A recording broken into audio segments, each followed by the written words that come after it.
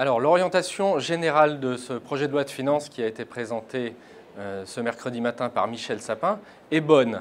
Il faut souligner qu'il y a des baisses de charges assez massives qui sont prévues pour les entreprises, 9 milliards en 2016, une baisse d'impôts intéressante pour les ménages de 2 milliards, et puis surtout la baisse du déficit va reposer entièrement l'année prochaine sur des économies sur les dépenses publiques, ce qui est une bonne chose. On va aussi avoir une prévision de croissance qui est jugée atteignable par le Haut Conseil des finances publiques. Donc globalement, le mix macroéconomique de ce budget va plutôt dans la bonne direction.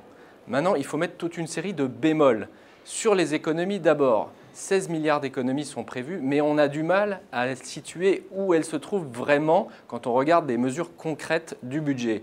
Il y a bien quelques économies sur les aides au logement, sur l'aide juridictionnelle, mais pour le reste, ce sont essentiellement des coups de rabot sur les ministères, quelques ponctions de ci, de là. Donc on ne voit pas de réforme extrêmement ambitieuse.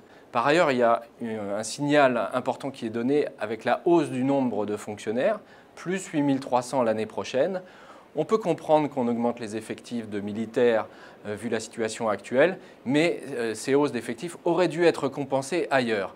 Bref, il y a un risque que les dépenses dérapent l'année prochaine et ce risque est pointé par le Haut Conseil. Deuxième bémol, il est lié à ce manque d'ambition sur les dépenses. Cela fait qu'on a moins de marge pour baisser les prélèvements des entreprises notamment et pour réduire le déficit budgétaire.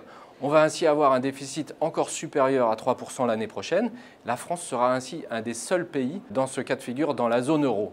Évidemment, si la reprise venait à faire défaut, la France se retrouverait dans une situation budgétaire assez dangereuse. En résumé, ça aurait été un bon budget présenté en 2012, mais on arrive bientôt en 2016 et ce budget, il arrive un peu tard et il risque d'être un peu court pour obtenir des effets majeurs d'ici à la présidentielle de 2017.